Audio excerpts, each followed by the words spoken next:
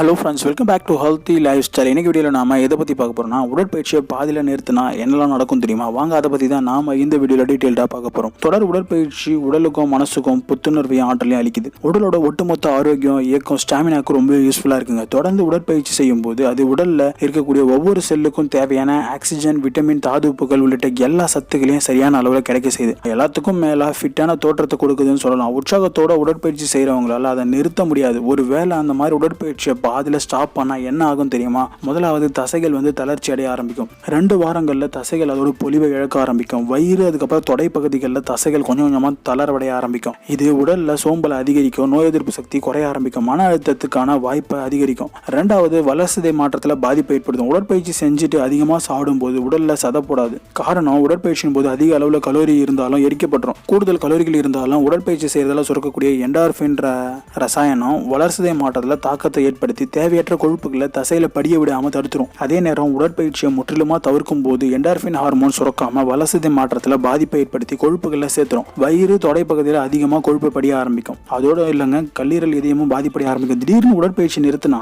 உடல்ல சேரக்கூடிய கெட்ட கொழுப்பை கல்லீரலால எளிதில் கட்டுப்படுத்த முடியாது. இதனால கல்லீரல், அதுக்கப்புறம் இதயம் பாதிக்கப்படும். மேலும் சக்கரை நோயாளிகளுக்கு அளிக்கப்படக்கூடிய மருந்துகள் கல்லீரல் வழியாக தான் வேலை செய்ய தொடங்குது. அதனால அவங்களுக்கு சக்கரை நோயோட பாதிப்பும் அதிகரிக்கிறதுக்கான வாய்ப்பு அதிக அளவில் இருக்கு. ஸோ நாம ரெகுலராக உடற்பயிற்சி செஞ்சுட்டு இருக்கோம்னா அதை பாதியில் நிறுத்துறதால இது மாதிரி நிறைய பிரச்சனைகளை நம்ம சந்திக்க வேண்டியிருக்கும். உடம்பை ஃபிட்டாக மாற்றுறது எப்படின்னு நிறைய பேர் கேட்குறீங்க. அதுக்கான பதிலை பார்க்கலாம். நீண்ட நேரம் உட்கார்ந்தே இருக்கிறதுக்கு பதிலாக 1 மணி நேரத்துக்கு ஒரு முறை 10 நிமிஷம் எழுந்து நடக்கிறது, அதுக்கப்புறம் ஒரு சின்ன வாக் போகிறது, இது மாதிரி பண்ணுறதுன்றது உடல் எல்லா தசைகளையும் ரத்தத்தை சீராக பாய வைக்கும். அனைத்து உறுப்புகளும் புத்துணர்ச்சியோடு இயங்கும். சூரிய ஒளியிலிருந்து வரக்கூடிய புறஊதா கதிர்களால் உடலுக்கு விட்டமின் டி கிடைக்கிறதால காலையில் ஜாக்கிங்கோ வாக்கிங்கோ போகிறது ரொம்ப ரொம்ப நல்லது. முறையாக யோகா இது மாதிரி கற்றுக்கிட்டீங்கன்னா வீட்டிலேயே செய்கிறது ரொம்ப ரொம்ப நல்லது. டென்னிஸ், வாலிபால், பேஸ்கெட் பால், அப்புறம் ஷட்டில் காக், இது மாதிரி ஏதாச்சும் ஒரு விளையாட்டை தேர்வு செஞ்சு தீவிரமாக விளையாடுறது உங்களோட மனசுக்கும் உடலுக்கும் புத்துணர்வு கொடுக்கும். ஜிம்முக்கு போக முடியாதவங்க வீட்லேயே சிட்டப்ஸ், புஷ்அப்ஸ், ஸ்ட்ரெச்அப்ஸ் இந்த மாதிரி ஏதாவது ஒரு ஒர்க் அவுட்டை தேர்ந்தெடுத்து செய்யறது ரொம்ப ரொம்ப நல்லது. அதே மாதிரி தொப்பை பெருசாக இருக்குன்னு நினைக்கிறவங்க கட்டாயமாக இதை தெரிஞ்சுக்கோங்க. தொப்பை இருந்தாலே ஆரோக்கியம் குறைஞ்ச வரும்னு நீங்கள் நினைச்சிடாதீங்க.